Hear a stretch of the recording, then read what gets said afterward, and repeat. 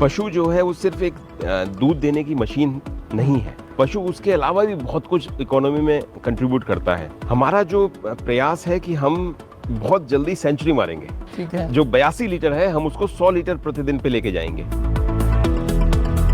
जो artificial insemination करने के लिए हमको स्ट्रॉ के अंदर सीमन भरना है, ये शुरुआत जो है एबीएस ने की, फर्स्ट टाइम दुनिया में। 80% हॉल्स्टीन जो गाय हैं वो कहीं ना कहीं एबीएस के बुल से निकली। हम सिर्फ ये कहें कि दूध ज्यादा देता है तो पशु अच्छा है, ऐसा नहीं है। पशु का दूध देना, पशु का स्वस्थ रहना और पशु का लगातार अच्छा दूध देना वो बहुत जरूरी है।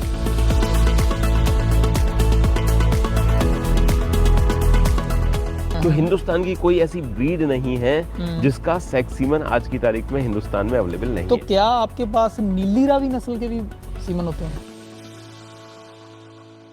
नमस्कार, आप देख रहे हो अपनी खेती और मैं हूं रवि कुमार। आज हम आपको बताने वाले हैं पूरी जानकारी नस्ल सुधार कैसे होती है और इसके लिए क्या क्या करना पड़ता है। सो आपने अक्सर देखा होगा जब भी किसी पशुपालक की गाय या भैंस हीट में आती है तो पशुपालक क्या करता है, डॉक्टर को फ़ोन कर देता है कि मेरी गाय या भैंस हीट में आई है, मैंने उसको टीका भरवाना है या एआई करवानी है। सो उस एआई या हम बात कर लें उस स्ट्रो जो पशुपालक के पशु को डॉक्टर भर कर जाता है, वो स्ट्रो अलग अलग कंपनियों की होती है। आज हम जो सबसे बड़ी कंपनी है एबीएस, जिसके आपने अक्सर नाम सुना ही होगा, एबीएस के सीमन मिलते हैं, बहुत अच्छे अच्छे रिकॉर्ड वाले बुल हैं एबीएस के पास। सो हमारे साथ इस विषय पर चर्चा करने के लिए डॉक्टर दिनेश रावत जी हमारे साथ हैं। सर नमस्कार जी। नमस्कार रवि जी। जी बहुत बहुत धन्यवाद मुझे यहाँ बुलाने के लिए जी। और ये आपने एक बहुत ही रेलिवेंट टॉपिक लिया है जी। पशुपालकों के लिए, स्पेशली पंजाब राज्य में जहाँ हम पशुपालन जो है वो फार्मर्स का एक मेजर सोर्स ऑफ इकोनॉमी है। तो definitely I will be more than happy, हमें बहुत खुशी होगी आपको एबीएस के बारे में बताने के लिए। जी। सो सबसे पहले हम जानते हैं एबीएस, जो अक्सर नाम सुना होता है, बड़े डेयरी फार्मर तो जानते हैं जी। छोटे डेयरी फार्मर को बताइए कि एबीएस एक्चुअल में कर क्या रहा है, एबीएस का नाम कहाँ से पड़ा, एबीएस शुरू कब हुआ? ओके, बहुत अच्छा सवाल है आपका। तो मैं अपने पशुपालकों को बताना चाहता हूँ एबीएस की शुरुआत हुई है 1938 में जी। आपको ये जान के बहुत हैरानी होगी कि जैसे जिस कन्वीनियंस से आज की तारीख में हम, जैसे आप बोल रहे हैं, टीका भर लगाते हैं फार्मर्स को, आर्टिफिशियल इंसेमिनेशन करते हैं, कुछ आज से 80-100 साल पहले ये आर्टिफिशियल इंसेमिनेशन की जो प्रक्रिया थी ये नहीं होती थी, सिर्फ नेचुरल ब्रीडिंग होती थी। बिल्कुल। आपको ये जान के बहुत हैरानी होगी कि उस समय सीमन कलेक्शन होता था फार्मर बुल्स का, और उन सीमन को एक ग्लास की वायल में रखते थे और उन वायल्स को अब पहुंचाएं कैसे, क्योंकि सीमन खराब हो जाता है। बिल्कुल। तो उसको एक पैराशूट के साथ ड्रॉप कर दिया जाता था फार्मर के एंड पे। तो यूएस में इलिनॉइस एक राज्य है, वहाँ पे इसकी शुरुआत हुई। तो आपने एक सीमन कलेक्ट किया, उसको ग्लास की वायल में रखा और पैराशूट के थ्रू फार्मर की रेंचेस पे उसको ड्रॉप कर दिया। ओके। अब ये जो प्रक्रिया थी इसमें बहुत गलती के चांस थे, सीमन खराब हो जाता था। बिल्कुल। साथ में कोई भी जेनेटिक्स की तैयारी नहीं थी। तो एक, अगर आपने नाम सुना हो, एक रॉकफेलर फैमिली हुई है जो अमेरिका के सबसे बड़े इंडस्ट्रियलिस्ट रहे हैं। उनकी फैमिली के एक पार्ट थे रॉकफेलर प्रेंटिस। उन्होंने जो है इसकी शुरुआत की। उन्होंने इलिनॉइस राज्य के अंदर एक छोटी सी एक अमेरिकन डेयरी जेनेटिक्स एसोसिएशन एक बनाई और वहाँ से इसकी शुरुआत हुई। उन्होंने पहली बार एक प्राइवेट सीमन स्टेशन एस्टेब्लिश किया इलिनॉइस राज्य में। कुछ बुल्स लिए और उससे वो सीमन स्टेशन एस्टेब्लिश हुआ। ठीक है। और उसके बाद फिर वो इलिनॉइस से उठ के वो एक मेडिसन एक जगह पड़ती है विस्कॉन्सिन में, वहाँ पे वो उसको लेके आए और वहाँ पे उन्होंने एक सोसाइटी की स्थापना की जिसको हम एबीएस बोलते हैं। इसका फुल फॉर्म है अमेरिकन ब्रीडिंग सोसाइटी। ठीक है। वहाँ से ये शुरुआत स्टार्ट हुई और जैसे आपने देखा होगा कि आज की तारीख में पंजाब की जो सबसे इम्पोर्टेंट ब्रीड है वो हॉल्स्टीन फ्रीजन है। बिल्कुल। तो जो हॉल्स्टीन सायर एसोसिएशन थी उन्होंने एबीएस के साथ मर्ज हो गए। ठीक है। और वहाँ से उन्होंने हॉल्स्टीन को प्रोपोगेट करना स्टार्ट किया पूरे विश्व में। इस पूरी जर्नी में जहाँ पे हम आज पहुँचे हैं इसमें एबीएस का बहुत बड़ा योगदान है। पहला जो सबसे बड़ी चीज़ है कि साहब जो आर्टिफिशियल इंसेमिनेशन करने के लिए हमको स्ट्रॉ के अंदर सीमन भरना है, ये शुरुआत जो है एबीएस ने किया फर्स्ट टाइम दुनिया में। ठीक है। दूसरा, एबीएस जब आप सीमन को भर देते हैं, लेकिन भरने के साथ आपको सीमन की क्वालिटी खराब ना हो, तो अगर हम आज की तारीख में देखें, आपने देखा होगा कि LN2 की कंटेनर होती हैं सर, उसके अंदर आप सीमन स्ट्रॉ को रखते हैं -196 डिग्री सेंटीग्रेड पे। वो जो कंटेनर थे वो थे नहीं उस समय। तो एक लिंडे कॉर्पोरेशन थी जो ऑक्सीजन का काम करती थी, उसके साथ मिलके एबीएस ने इन कंटेनर्स का इजाद किया। तो ये जो कंटेनर आपको दिखते हैं, ये भी एबीएस की ही रिसर्च से डेवलप हुए हैं। वहां से वो शुरुआत हुई। आज के तारीख में एबीएस दुनिया के 86 देशों में काम करते हैं। अभी इस समय जो आप देख रहे हैं हॉल्स्टीन ब्रीड, तो दुनिया की रफ अगर आप देखें 80% हॉल्स्टीन जो गाय हैं वो कहीं ना कहीं एबीएस के बुल से निकली हैं। ठीक है। एबीएस ग्लोबल जिसको आप जानते हैं, हम विस्कॉन्सिन एक राज्य है, वहाँ पे विस्कॉन्सिन में एक प्लेस है मेडिसिन, वहाँ पे एबीएस ग्लोबल बेस्ड है, शिकागो से करीब 3 घंटे दूर है, और वहाँ से जो वहाँ हमारा एक प्राइमरी बुल स्टड है। ठीक है। At any moment of time हमारे पास करीब 1500 बुल होते हैं जो दुनिया के बेहतरीन बुल माने जाते हैं। ठीक है। सो दिनेश जी, जैसे आपने बताया कि बाहर की ये यूएसए की, अमेरिका की है ना कंपनी है जी, तो इंडिया में कहाँ से रन हो रही है, कहाँ इसका ऑफिस है, सेटअप कहाँ है इसका? जी, बहुत बहुत अच्छा सवाल है आपका। तो मैं आपको पूरी जानकारी, सिलसिलेवार जानकारी देता हूँ। अभी इस समय हम ऑपरेट करते हैं एक महाराष्ट्र राज्य में एक जगह है पुणे, वहाँ पे हमारा कॉर्पोरेट ऑफिस है। एक महाराष्ट्र के अंदर एक प्लेस है सांगली, एक जिला है, सांगली में हमारा खुद का बुल स्टड है, बुलबान है। हमारी शुरुआत हुई करीब 2010-2011 में। जैसे होता है उस समय किसी ने सोचा कि एबीएस की जेनेटिक्स हिंदुस्तान में भी आनी चाहिए, तो उन्होंने उस समय इंपोर्ट करना स्टार्ट किया। हम यूएस से स्ट्रॉज को इंपोर्ट करके हिंदुस्तान लाते थे। बाद में हमको ये लगा कि अगर हमको एक ज़्यादा मात्रा में अगर पशुपालकों के साथ जुड़ना है, तो कहीं ना कहीं देश के अंदर उत्पादन होना बहुत जरूरी है। उस समय हमको एक साथी की तलाश थी, और हमने एक साथी चुना, चितले डेयरी।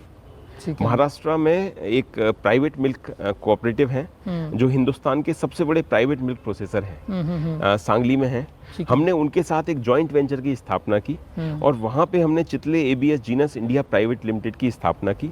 वहाँ पे हमने एक बुल स्टड बनाया, और वहाँ पे हमने बुल इंपोर्ट किए।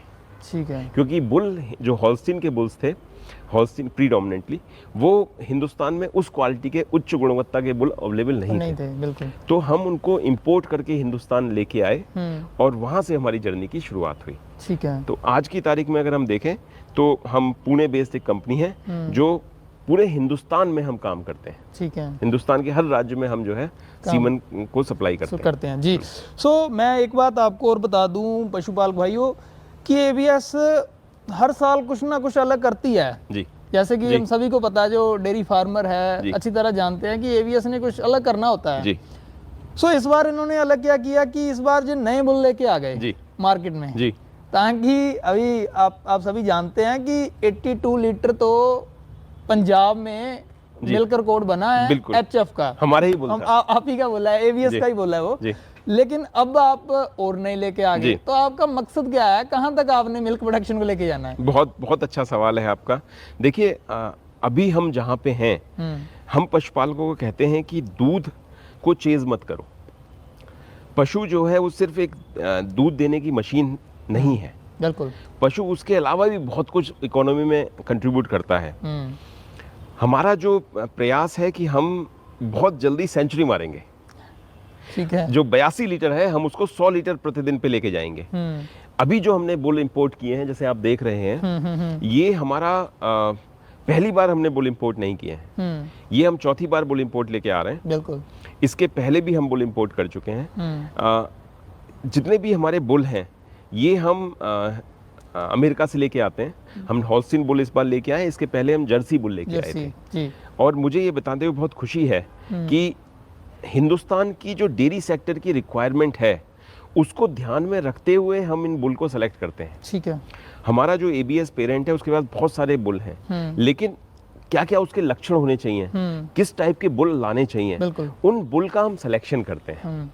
और हिंदुस्तान की जो डेयरी सेक्टर की रिक्वायरमेंट है, हम हमारे पशुपालक को क्या चाहिए, क्या चाहिए, बिल्कुल। सबसे ज़्यादा दूध चाहिए, साथ में फर्टिलिटी चाहिए, बिल्कुल। पशु जो है वो गाभिन होना चाहिए, समय पे गाभिन होना चाहिए। जो सबसे बड़ी समस्या है, पशु समय पे गाभिन नहीं होता।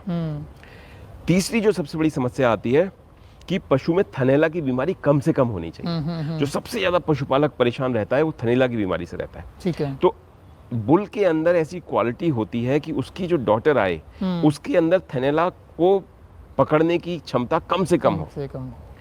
उसकी जो डॉटर प्रेगनेंसी रेट है, मतलब बुल की जो बच्चियां आए उनकी प्रेगनेंसी कितनी अच्छी से अच्छी हो, कितनी ज्यादा से ज्यादा हो, बिल्कुल। काविंग ईज हो।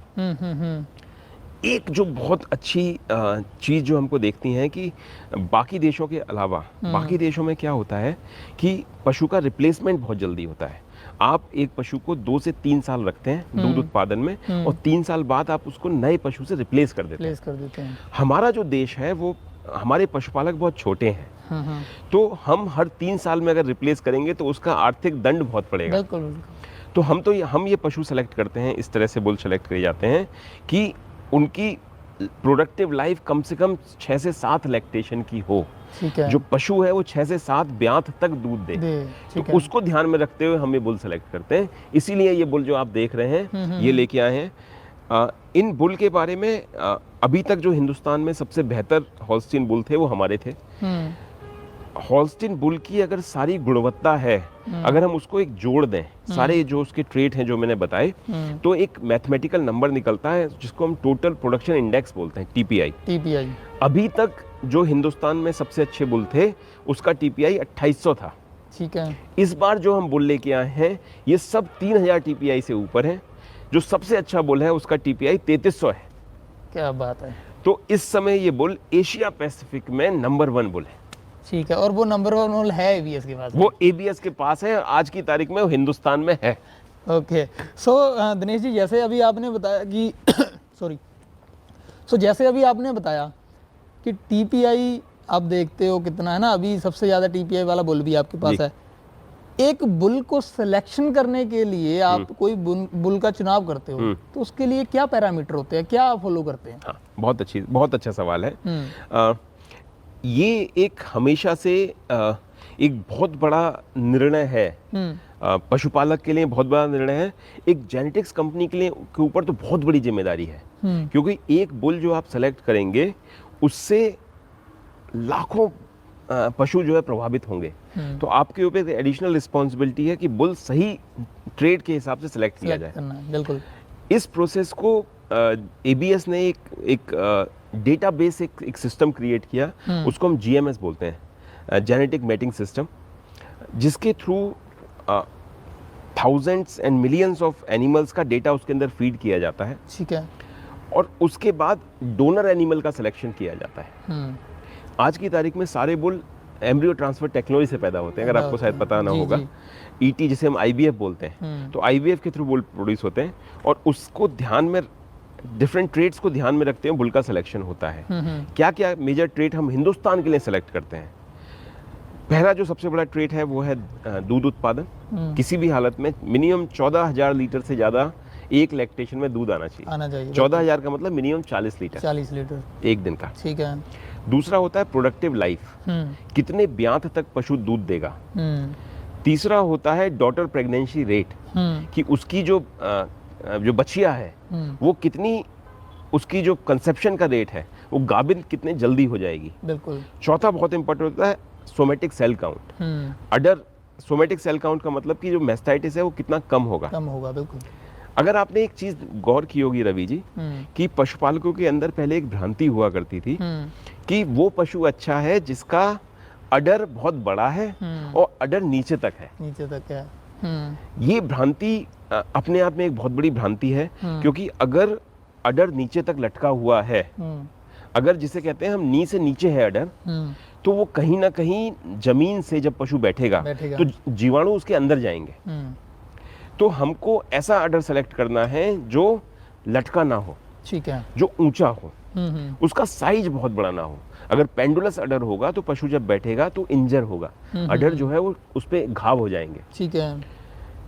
एक बहुत बड़ी जो आज की तारीख में जैसे पंजाब में जो डेयरी सेक्टर तरक्की कर रहा है बिल्कुल कि पशुपालक जो है मिल्किंग मशीन का यूज करते हैं, राइट। मिल्किंग मशीन में आपको क्या चाहिए कि 5 मिनट के अंदर पशु का दूध निकल जाना चाहिए, ठीक है, राइट। क्योंकि 5 उसकी पल्स होती हैं मशीन्स की, और अगर दूध नहीं निकलेगा पूरा तो दूध अडर में रह जाएगा, और जब दूध अडर में रहेगा तो उससे थनैला ज्यादा होगा।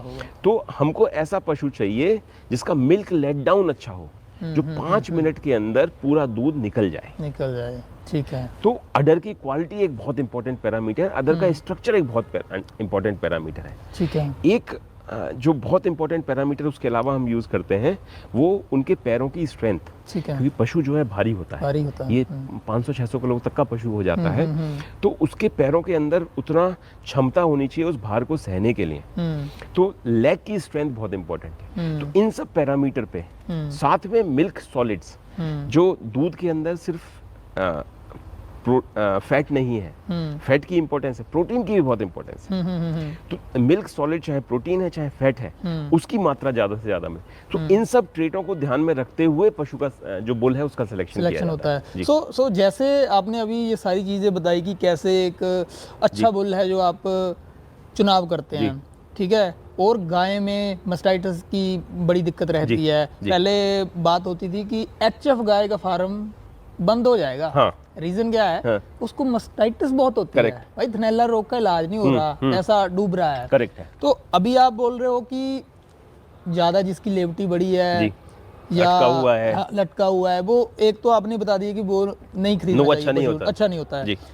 पर आपने तो ये व्यापारी का काम ही बंद करवा दिया ना, तो वो तो कहते हैं कि यार पशु का लेवटी देखो ये तो बहुत बड़ी है। हाँ। तो नहीं, हमने बंद नहीं कराया, हम ये कह रहे हैं कि वो अपने काम में और साइंस को यूज करें, क्योंकि हम सब का, चाहे आप हैं या हम हैं, जो कृषि क्षेत्र से जुड़े हुए हैं, अगर हमारा कृषक जिंदा रहेगा, अगर हमारा पशुपालक जिंदा रहेगा तो हम जिंदा रहेंगे। बिल्कुल। सिर्फ अपने स्वार्थ के लिए, अपने लाभ के लिए हम गलत जानकारी पशुपालक को नहीं दे सकते। तो मेरी आपके माध्यम से सारे पशु व्यापारियों को भी ये सलाह है कि सही जानकारी पशुपालक को दें और सही समझाएं कि किस टाइप का ऑर्डर चाहिए, किस टाइप का पशु चाहिए, किस टाइप की उसकी पिनबोन चाहिए।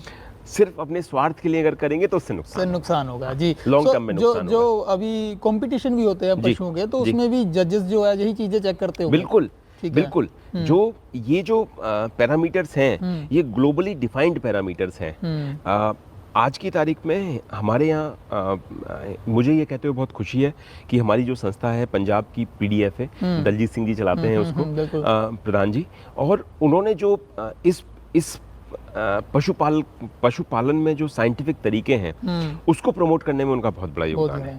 ठीक है। हम सिर्फ सिंगल माइंडेड दूध की तरफ नहीं जा सकते हैं। हम सिर्फ ये कहें कि दूध ज्यादा देता है तो पशु अच्छा, ऐसा नहीं है। हाँ। पशु का दूध देना, पशु का स्वस्थ रहना और पशु का लगातार अच्छा दूध देना वो बहुत जरूरी है। तभी वो पशुपालक जो है पशु स्वस्थ रहेगा और पशुपालक जो है वो ज्यादा लाभ की प्राप्ति करेगा।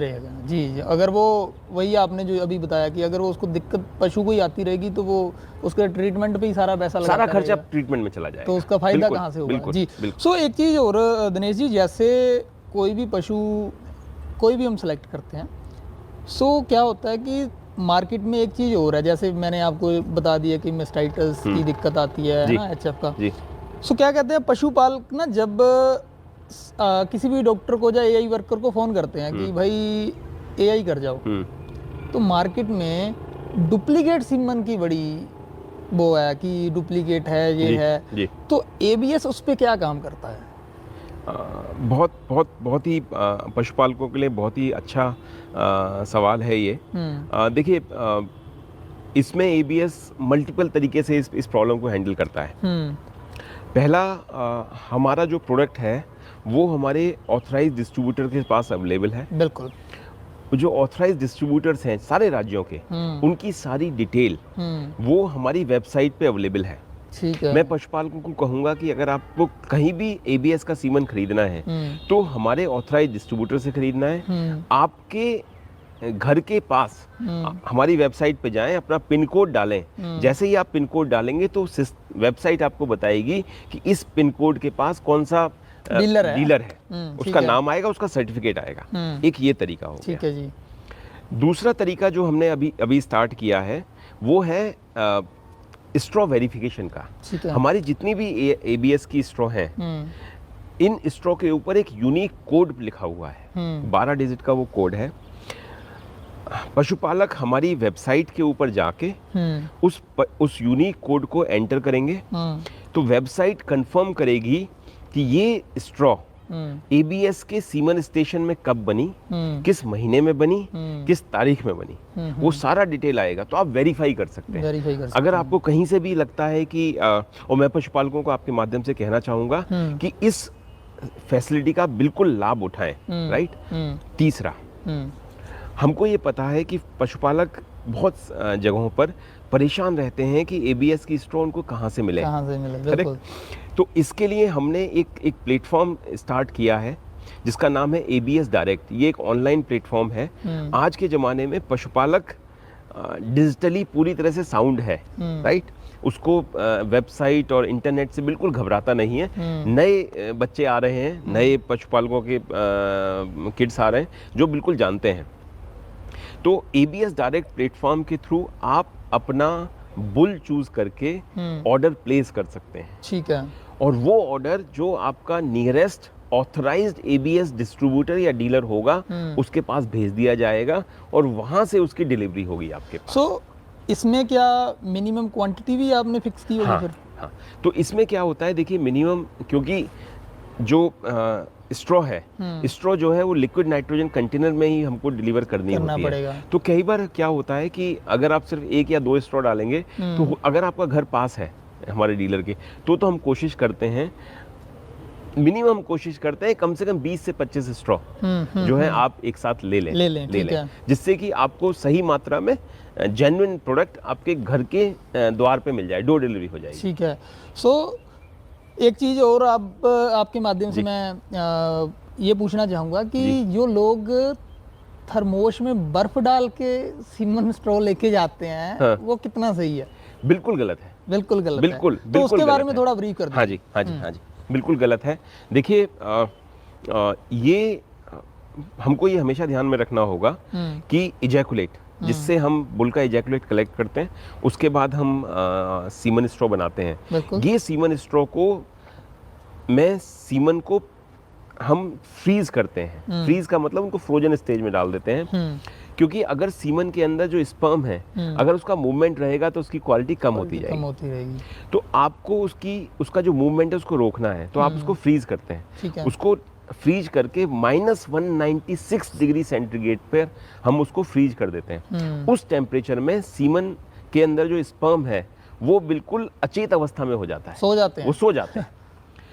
अब उसको यूज करने के लिए हमको दोबारा से उसको थॉ करना है, लेकिन उसके मूवमेंट के लिए किसी भी हालत में वो टेम्परेचर -196 डिग्री से कम नहीं होना चाहिए, उससे ज्यादा भी नहीं होना चाहिए। अगर उससे ज्यादा होता है तो जो सोए हुए स्पर्म हैं वो जाग जाएंगे और वो अपनी एनर्जी खत्म हो जाएगी उनकी। ठीक है। तो ये जो भ्रांति है कि मैं उसके अंदर एक थर्मस फ्लास्क में ये बर्फ डाल के ले जाऊं, ऐसे कर दूं, वैसा कर दूं, ये बिल्कुल गलत है और हमको इससे बिल्कुल बचना चाहिए। और मैं पशुपालकों को आपके माध्यम से कहना चाहूंगा कि ऐसा अगर कोई भी एआई टेक्नीशियन आपके साथ ऐसा करता है तो बिल्कुल उसको मना करें और आगे से उसके साथ कभी काम ना करें। आगे से उसको बुलाएं ना, कि बिल्कुल ना बुलाएं, ये गलत है। अगर यूज करना तो आपको कंटेनर निकाले, कंटेनर है, 3.5 लीटर के कंटेनर आते हैं लिक्विड नाइट्रोजन के। बिल्कुल वो एक साइंटिफिक तरीका है, उसका इजाद ही ट्रांसपोर्टेशन के लिए हुआ है। ठीक है। इसमें एक चीज और, जैसे आप बोल रहे हो कि पशुपालकों के लिए, जैसे अभी आपने बताया कि नाइट्रोजन में है ना करना चाहिए, सीमन का प्रयोग ऐसे हो जाता है। जब एबीएस की बात आती है, मार्केट में बहुत अलग अलग कंपनियों ने सीमन बनाए हैं, कुछ प्राइवेट भी चल रहे हैं, या बहुत अलग अलग कंपनियां सीमन पे काम कर रही हैं।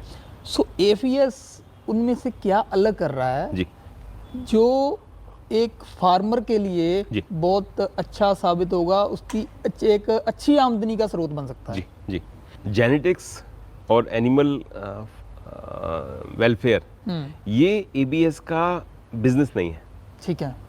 ये हमारा धर्म है। हम्म हम बिजनेस नहीं कर रहे हैं, हम अपना धर्म निभा रहे हैं। हमारा जो कंपनी जो उसका जो स्टैब्लिश हुआ, उसका पहला फाउंडेशन है कि पशुपालक को सही जेनेटिक्स अवेलेबल कराई जाए।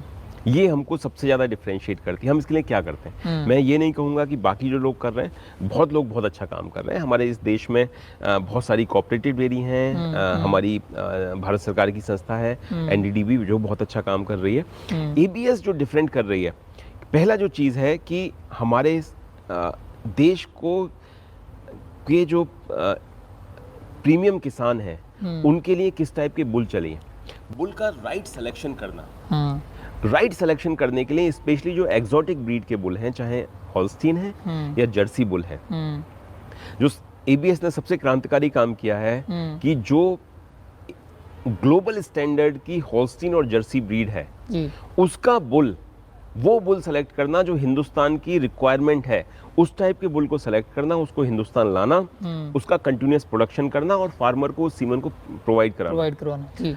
एबीएस अकेली ग्लोबल एनिमल जेनेटिक्स कंपनी है जो हिंदुस्तान के अंदर जिसका प्रोडक्शन सिस्टम है। बाकी सब इंपोर्ट कर रहे हैं, ठीक है, जो भी हो रहा है। लेकिन एबीएस अकेला है जो फार्मर को लोकली प्रोड्यूस सीमन स्ट्रॉ जो है प्रोड्यूस करा रहा है। जैसे हमने कहा, और हम जितना भी हमारी इंपोर्टेड स्ट्रॉ है, हम उसकी पूरी ट्रेसेबिलिटी रखते हैं, ठीक है, कि हमारी स्ट्रॉ कहाँ यूज हुई, उस पशु में उसका क्या रिजल्ट आया, हम बहुत सारा डिटेल रखते हैं। हम उसको कंटिन्यूसली एनालाइज करते हैं, वो सारा डेटा हम भारत सरकार के साथ शेयर करते हैं, ठीक है। तो हम एक बहुत ही रिस्पॉन्सिबल बिहेवियर डिमोन्स्ट्रेट करते हैं, जो हमारी एथिक्स और वैल्यूज हैं फार्मर के लिए, एनिमल वेलफेयर के लिए, हम उसको पूरी तरह से उसका जो है निर्वहन करते हैं। हमारा जो सारा जो कंडक्ट है वो बिल्कुल एथिकल है, फुल प्रोफेशनल है। जी। सो एबीएस अभी करंटली किस किस ब्रीड पे काम कर रहा है, कौन सी ब्रीड जो है जिस पे ज़्यादा फोकस रहता है, या कौन सी पे अभी आपका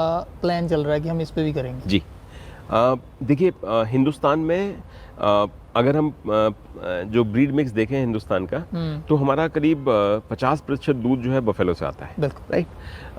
50% जो बाकी बचा हुआ है, रफली 30 से 40% हमारा जो है कैटल से आता है, और बाकी जो है हमारा बाकी एनिमल से आता है। इसमें जो हमारा जो मेजर काम है, हम दो ब्रीड पे मेजर काम करते हैं, एक हॉल्स्टीन है और एक जर्सी है, ठीक है। क्योंकि हमको ये लगता है कि ये वो ब्रीड हैं जो हम, जहाँ पे हम जो एबीएस ग्लोबल की जो एक्सपर्टाइज है, हम उसको यूज कर सकते हैं, ठीक है। लेकिन इसका कहने का ये मतलब नहीं है कि जो हिंदुस्तान की ब्रीड है हम उस पर काम नहीं करते। जो हिंदुस्तान की ब्रीड है, चाहे वो गिर है, चाहे वो साहिवाल है, चाहे मुर्रा बफेलो है, हम कॉन्स्टेंटली उसमें अपग्रेड करते हैं, ठीक है। हमारी हमेशा ये कोशिश रहती है कि जो इंडिजिनस ब्रीड का जो बुल है, हर नया बुल पुराने बुल से बेहतर हो। हमारे सारे बुल हमारे सीमन स्टेशन पे टोटल 121 बुल हैं, वो सारे बुल जीवीवी पॉजिटिव हैं, भारत सरकार के जो मापदंड हैं उसके ऊपर हैं। और हमारी पूरी कोशिश रहती है कि इंडिजिनस ब्रीड में भी जो बेहतरीन से बेहतरीन बुल हम सेलेक्ट कर सकते हैं, हम उसको सेलेक्ट करके फार्मर्स को प्रोवाइड करवाते हैं। जी। सो उसमें आपका फोकस अभी एचएफ और जर्सी, प्रीडोमिनेंटली हॉल्स्टीन और जर्सी के ऊपर रहता है। उसमें अभी आप क्या, जो मुर्रा है जी, अभी हमने सुना है कि एचएफ और जर्सी के तो सेक्स सीमन अवेलेबल होते हैं ना जी, तो वो मुर्रा हो गया, या अभी हम साहिवाल गिर की बात करें, तो क्या इनके सीमन भी हैं? बिल्कुल सेक्स सीमन की जहाँ तक आपने बात करी, तो सेक्स सीमन एक बहुत ही क्रांतिकारी कदम है हिंदुस्तान के लिए, और मुझे ये कहते हुए बहुत ही गर्व की अनुभूति है कि हमने हिंदुस्तान की जितनी भी मेजर डेयरी ब्रीड हैं, चाहे वो आपके साहिवाल गिर जो नॉर्मल ब्रीड्स हैं, इसके अलावा थारपारकर हुई, सिंधी हुई, मुर्रा हुई, आपके महसाना हुई, जाफराबादी हुई, जितनी मेजर कैटल की और बफेलो की ब्रीड है, हमने सारी सेक्स सीमन, सारी की सेक्सिंग की है, और सारी ब्रीड्स के सेक्स सीमन अवेलेबल हैं। सभी के गिर के भी अवेलेबल हैं, साहिवाल के भी अवेलेबल हैं, थारपारकर के भी अवेलेबल हैं, कांकरेज के भी अवेलेबल हैं, हरियाणा के अवेलेबल हैं, रेड सिंधी के अवेलेबल हैं। तो हिंदुस्तान की कोई ऐसी ब्रीड नहीं है जिसका सेक्स सीमन आज की तारीख में हिंदुस्तान में अवेलेबल नहीं तो है। क्या आपके पास नीली रावी नस्ल के भी सीमन होते हैं? हमारे पास नीली रावी रस्म के सीमन थे, लेकिन नीली रावी जो है अभी धीरे धीरे पशुपालक उससे मूव हो रहा है। मूव हो रहा है। हाँ, तो इसलिए अभी आज की तारीख में थोड़ा बहुत सीमन है। सभी के जो आप बता रहे हो, सभी ब्रीड के सीमन आपके डीलर्स के पास अवेलेबल होते हैं, सभी के पास? जी। सो अगर कोई भी पंजाब का फार्मर हो, चाहे पंजाब के बाहर कहीं कहीं का भी फार्मर हो, तो क्या इजीली वो सीमन उनको अवेलेबल हो जाते हैं? हाँ, बिल्कुल अवेलेबल हो जाते हैं। जो हमारे पार्टनर्स हैं उनके पास सीमन है, और सीमन जो है वो अवेलेबल हो जाते हैं। ठीक है। और फार्मर जो है, डेयरी फार्मर, जैसे मैंने आपको बताया, हमारे जो ऑथराइज्ड रिप्रेजेंटेटिव्स हैं उनसे बिल्कुल सीमन ले सकता है, उनके पास बिल्कुल अवेलेबल है। ठीक है, तो ये तो थी एवीएस के बारे में बात। जी। अब हम बात करते हैं कि एक छोटा किसान, जी। क्योंकि एवीएस तो नो डाउट हर कोई जानता है, जी। हर किसान को पता है कि एवीएस के सीमन है ना। जी। पर जो छोटा किसान है, जिसके पास 2 पशु हैं, 3 पशु है, 1 पशु है, उस तक पहुंचने के लिए एवीएस क्या कर रही है? बहुत ही अच्छा सवाल है आपका। यहाँ पे हमारा जो सबसे बड़ा साथी बना है वो भारत सरकार का एक प्रोग्राम है जिसका नाम है राष्ट्रीय गोकुल मिशन। जी बिल्कुल। ये बहुत ही क्रांतिकारी कदम है। मतलब पशुपालन में अगर श्वेत क्रांति, जिसे हम व्हाइट रिवॉल्यूशन बोलते हैं, उसके बाद अगर कोई सबसे बड़ा कदम आया तो वो राष्ट्रीय गोकुल मिशन है। ठीक है। इसके अलावा भी भारत सरकार बहुत कुछ करती है। हम ब्रीडिंग के क्षेत्र की बात कर रहे हैं। तो राष्ट्रीय गोकुल मिशन के तहत भारत सरकार ने एक परियोजना चलाई जिसमें पशुपालकों को सेक्स सीमन प्रोवाइड करना है। ठीक है। और ये जो सेक्स सीमन है, ये वो डिफरेंट कोऑपरेटिव्स, डिफरेंट राज्य सरकारें बहुत सब्सिडाइज रेट पे फार्मर्स को, जो मार्जिनल फार्मर हैं, जो 1 पशु 2 पशु वाला फार्मर है, वहाँ पे उनको अवेलेबल कराती हैं। एबीएस ने इस पूरी परियोजना में पार्टिसिपेट किया।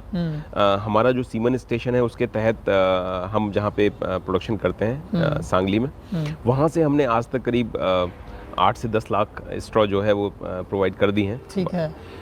हर राज्य में जहाँ पे हम ये सप्लाई करते हैं, वहाँ पे हमारा एक बहुत बड़ा प्रयास होता है कि इस प्रोडक्ट का सही यूज़ हो।